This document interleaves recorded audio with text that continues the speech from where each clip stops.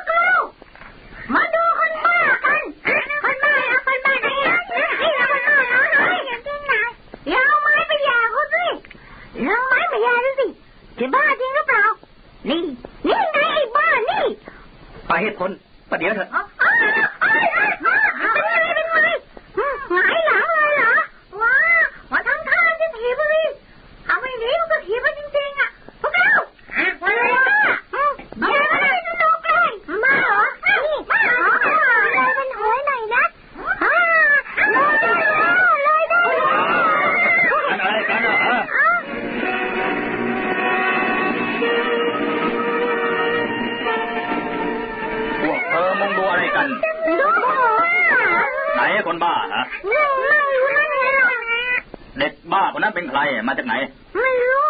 ไม่เคยเห็นหน้ามาก่อนเลยดูมันสิยังนั่งเฉยเมื่ออยู่เลยท่าทางเหมือนคนไม่มีเรี่ยวแรงแล้วดูในตามันสิใช่ในตาเป็นประกายแวววาวแต่ว่ามีน้ำตาไหลซึมออกมาด้วยใช่แล้วน้ำตาจริงๆด้วย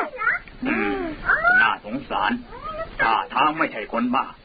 แต่เป็นด้วยอะไรสักอย่างจึงเป็นอย่างนี้นั่นนะทำอะไรน่ะ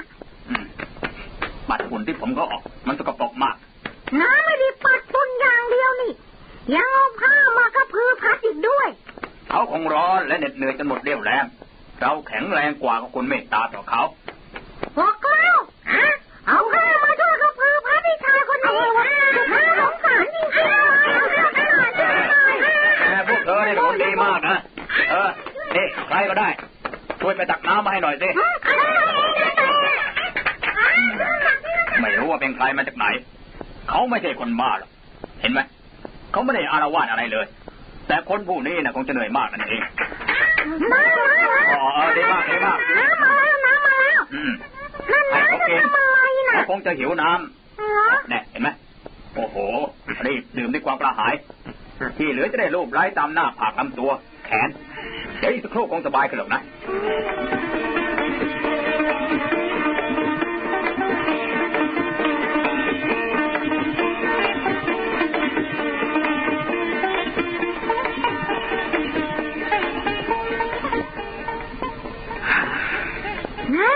เขาลืมตาแล้วจริงได้ลืมตาแล้วเธอเป็นใครมาจากไหน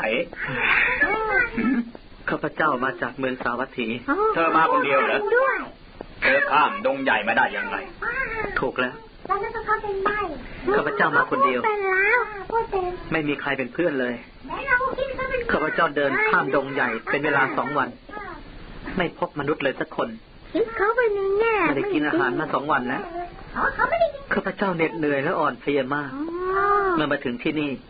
ข้าพเจ้าเกือบสิ้นสติทีเดียวน่าสงสารแล้วเธอชื่ออะไรล่ะข้าพเจ้าชื่อเรวัตตะ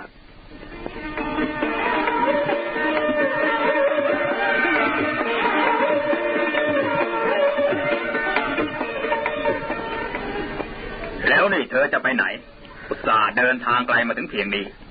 เดิมทีข้าพเจ้าอยู่เมืองสาวัตถีพร้อมบิดามารดาแต่บัดนี้บิดามารดาได้อพยพไปอยู่ทางเหนือแต่ไม่ทราบว่าอยู่ที่ใดข้าพเจ้าเดินทางมาก็เพื่อหาบิดามารดาจนป่านนี้แล้วก็ยังไม่พบท่านเคยพบเห็นบิดามารดาข้าพเจ้าบ้างหรือเปล่าบิดามารดาของเธอชื่ออะไร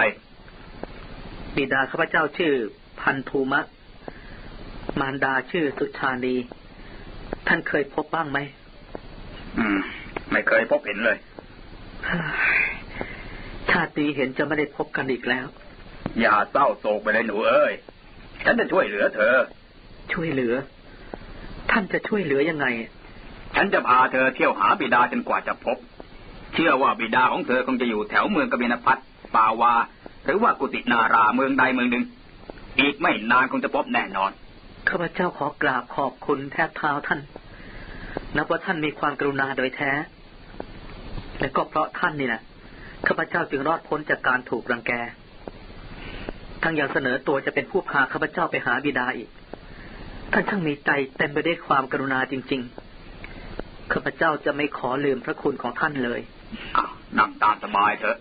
ไม่ต้องมากราบอะไรความจริงฉันเองก็ไม่ใช่คนบ้านนี้บ้านฉันอยู่ทางเหนือเหมือนกันบ้านท่านอยู่ทางเหนือถูกแล้วบ้านฉันอยู่ทางเหนือนู่นแล้วท่านจะเดินทางกลับบ้านเมื่อไหร่คิดว่าจะพักผ่อนอีกสัก2-3 วันแล้วจึงจะออกเดินทางไปด้วยกันตอนนี้เธอยังเหน็ดเหนื่อยอยู่มากคงจะเดินทางต่อไปไม่ไหวแน่ท่านยังไม่กลับบ้านแล้วท่านจะพักที่ไหนพักที่บ้านญาติฉันเขาอยู่ในหมู่บ้านกาลิกาคามนี่แหละอ๋อ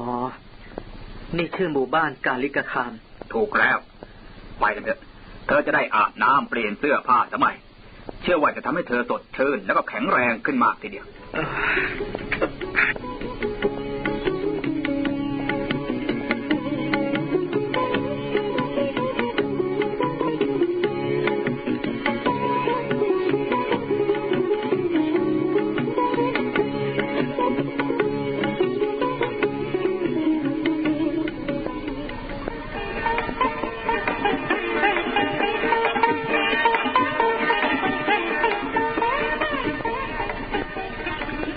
พระคุณพามาพักที่บ้านญาติ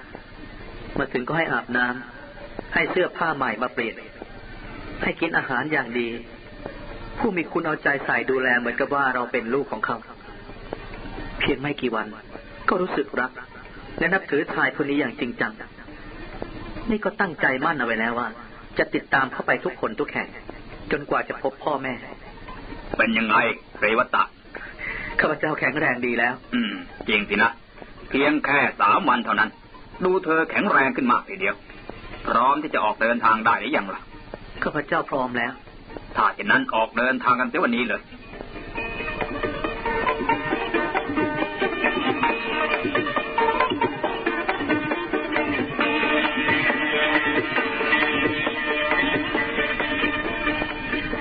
ท่านผู้มีพระคุณ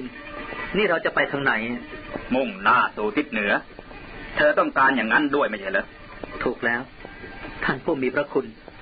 แต่เท่าที่ข้าพเจ้าทราบมีข่าวลือกันว่าข่าวลืออะไรเลยวะตะในป่าใหญ่แถบเหนือเต็มไปด้วยโจรผู้ร้ายคอยดักปล้นพวกพ่อค้าและคนเดินทางฉันก็ได้ยินข่าวลืออย่างนั้นเธอกลัวหรือเปล่าล่ะข้าพเจ้ามากับผู้มีพระคุณไม่ได้นึกกลัวเลยงั้นเหรอ แล้วอีกอย่างหนึ่งก็ไม่มีทรัพย์สินอะไรจะให้พวกมันปล้นพวกโจรคงไม่ใจดำอำมหิตถึงกับปล้นเอาชีวิตเธอเข้าใจคิดนี่แต่นั่นแหละความคิดของเธออาจจะเป็นความจริงก็ได้พวกโจรคงไม่ใจร้ายถึงกับฆ่าคนที่ไม่มีเงินทองและสิ่งของจะให้มันว่าแต่เหนื่อยหรือยังล่ะเราเดินทางตั้งแต่เช้าจนบ่ายคล้อยแล้วยังไม่มีท่าทีว่าจะพ้นป่าใหญ่เลยเมื่อยก็บอกจะได้พักข้าพเจ้ายังไม่เมื่อยยังเดินทางไปได้อีกคิดว่าเย็นนี้จะพ้นป่าไหมเห็นจะยากเย็นนี้ก็ไม่พ้นป่าถูกแล้วคืนนี้ต้องค้างกันในป่านี่แหละแล้วจะพักกันที่ไหนล่ะเดินดูไปเรื่อยๆก่อนจนกว่าจะหาที่ได้เหมาะผู้มีพระคุณพาแวะเข้าข้างทางเพื่อหาที่พักนอนแต่ก็หาที่เหมาะไม่ได้เลยผู้มีพระคุณคงพาเดินบุกป่าไปเรื่อยๆถ้าทางเหมือนกับไม่ตั้งใจจะหาที่พักเขาจะพาไปไหนกันนะอยากจะถามให้รู้เรื่องแต่ก็ไม่กล้านอกจากจะก้มหน้าก้มตาเดินตามไป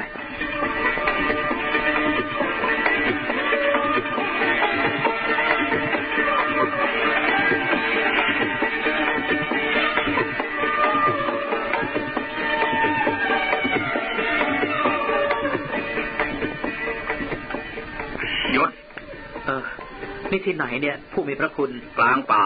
มีอะไรเกิดขึ้นจึงบอกให้หยุดอยู่เฉยๆไม่ต้องซักถามอะไรทั้งนั้นมีตาดูหูฟัง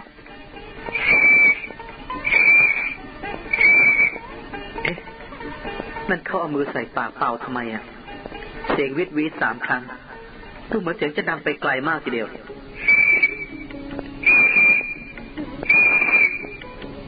แล้วมีเสียงเป่าปากอย่างเดียวกันดังมาจากที่ไกลใครคนเป่าปากตอบมานะเขาทำอย่างนี้ทำไมไปออกเดินทาง